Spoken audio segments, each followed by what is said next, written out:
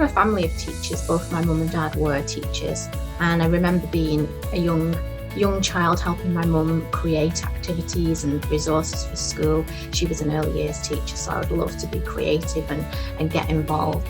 And I also then went and worked with small groups of children in her classroom, often doing language activities because my main subjects were languages, and I really enjoyed that.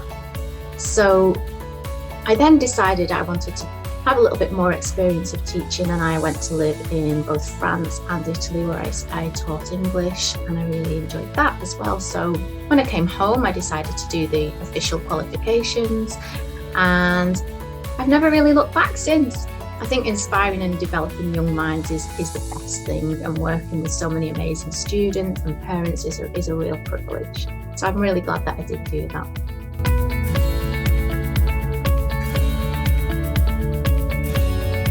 I qualified as a primary school teacher in 2007, and I worked in a variety of settings and a variety of year groups as well. I've experience of teaching both from early years right the way up to year 5, and I've taught all subjects across the curriculum. But I am a linguist at heart because my degree was in French and Italian, so I do love languages.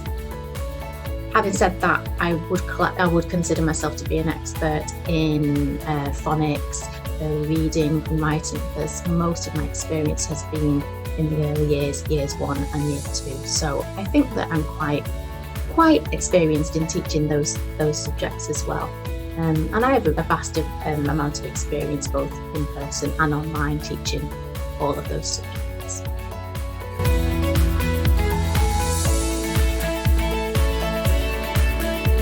I really believe in creating a purposeful learning environment. I think that that's essential, and I encourage curiosity and engagement to maximise learning. I really want children to ask as many questions as possible and to be curious, because that's a key critical thinking skill and a way of developing learning. I'm also a really firm believer in encouraging errors to learn. So without making errors, I try to instill the behaviour that we would never learn if we didn't make errors. So as long as we're learning from those errors, then there's absolutely no point in being ashamed of making errors. And I really encourage the students to try and see that in class. As a teacher, my goal is to create a learning environment that is conducive to active, engaged learning, and I strive to be as evidence-based as I can, to create a safe space for learning, and also to make the educational experience as fun as possible. I really like to make it interesting for the learner.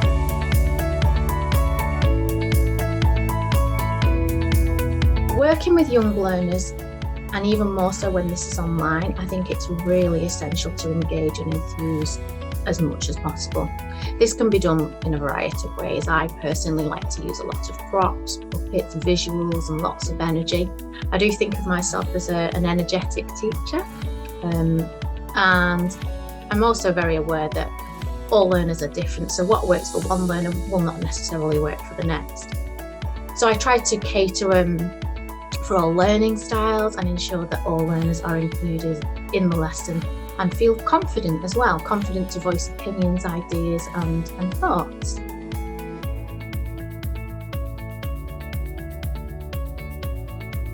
Every time a child who's been struggling finally gets it, I think you just can't beat that. I think that light bulb moment is just the best. But some of my favourite memories will be always dressing up. I have dressed up as many things in my career, to name a few: a builder, an Oompa Loompa, Cinderella, mad scientists, and the list goes on, because I really try to get in role, especially with the young ones. They just love it. And if you're teaching about pirates, then why not dress up as a pirate? You can really get in role, you can get great writing out of it, and you can really cater all of the learning around that theme. So I'm a big fan of that. Those are just a few examples. There have been quite a few. And I know from my personal experiences that I personally remember much more vividly my teachers who created special and memorable learning activities. So that's what I try and aim to do for my learners.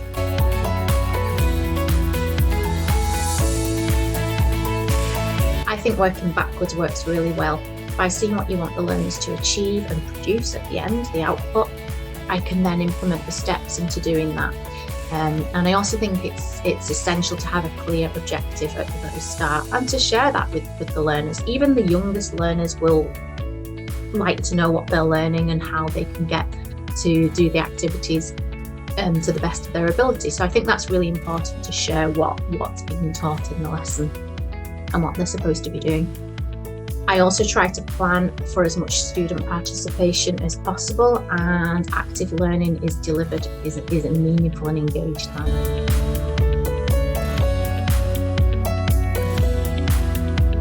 All students are different and all have different learning styles, so it's essential to cater for all of these learning styles. You know, the visuals, the children who like to learn, those that like to do. I personally know that I'm not good at listening for long periods of time, and so I would never expect the students in my class to do that, because it's not possible, especially for the very young children. And we can't expect them to do that. So visuals help to focus attention. Active learning, I'm really big on that, and I always try to use it in a variety of ways in lessons. For an example, why would you just learn about numbers, 3-digit numbers, when you can do aerobics to help implement that? So you can be jumping up and down for the hundreds and clapping your hands for the tens and punching forward for the ones, and they really remember it because they're moving their bodies. Games are another way that really help them to learn, and they find it fun, so they don't even know they're learning half the time. And it's a great way to enjoy a theme, as I said, dressing up and really centralising the learning around a particular theme or topic, and then they just don't really know that they're learning. I also love to sing, add actions to songs, and really, as I said, move the body, because I think that when they're doing that, it's much more memorable for them, and they're engaged, and everybody is more likely to remember things. So I'm really big on active learning.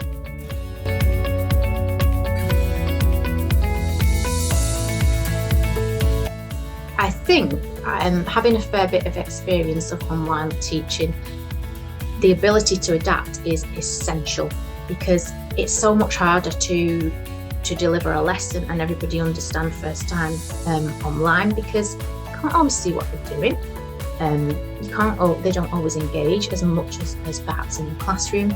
So if a new learner hasn't understood a concept or an activity, I think I'm quite good at being able to then think from their perspective and how I could then teach that concept in a different way. Maybe they didn't understand it because they weren't doing something, so I then try to then implement something which they're doing, and they may be able to remember a little more. So I think having the ability to be able to adapt and quite quickly on the spot is really important, especially in this role, to ensure that they understand at the end of it. And it may take a few goes, but that's fine. So looking from a student's perspective and then thinking from what I might want to do personally, I think those are ways that can help to move the learning forward.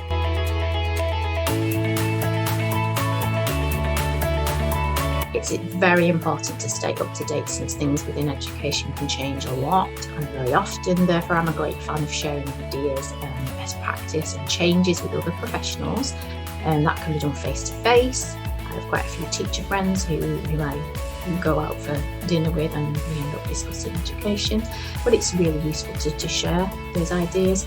Online forums are another fantastic way of keeping up to date, and reading teaching publications, those official documents are really interesting and really, really important too. So I do like to keep up to date.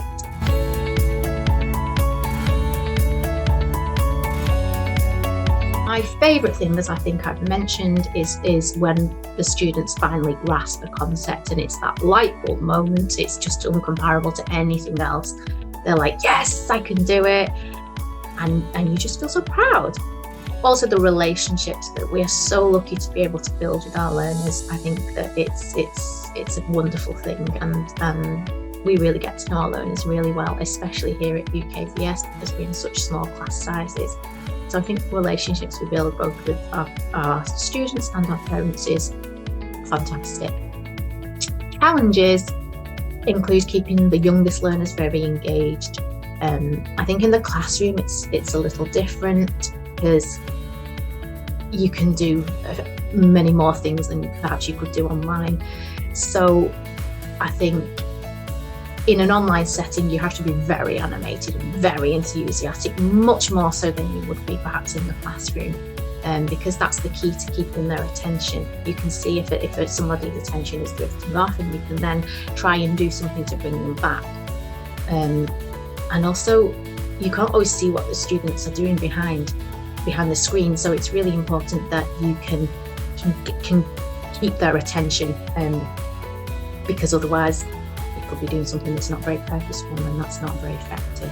So I think the main challenge for me would be keeping the youngest learners engaged for 30-40 minutes, however long the lesson is.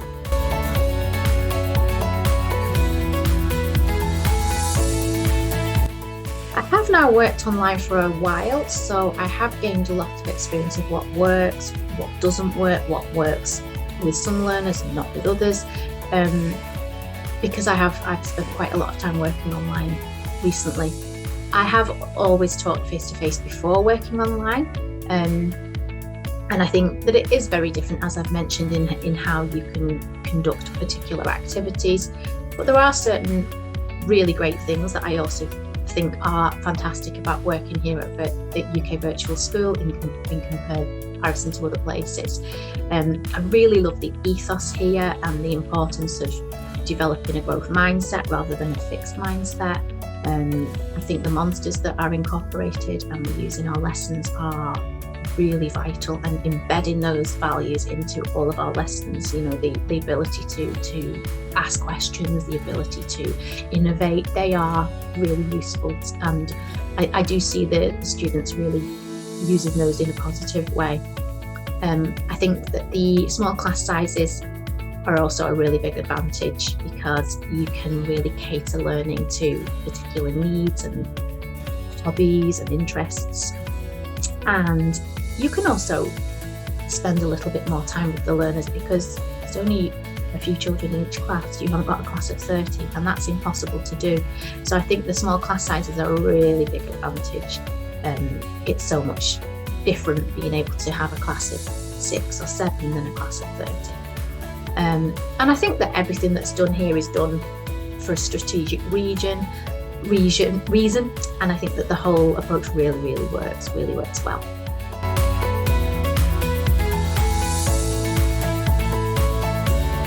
That's a really hard question, but I think I would probably say an inclusive environment where students, parents and learners work well together and everyone thrives. We are like a big happy family and we do all get on really well, but I do think the approach here works really well. So thank you for listening.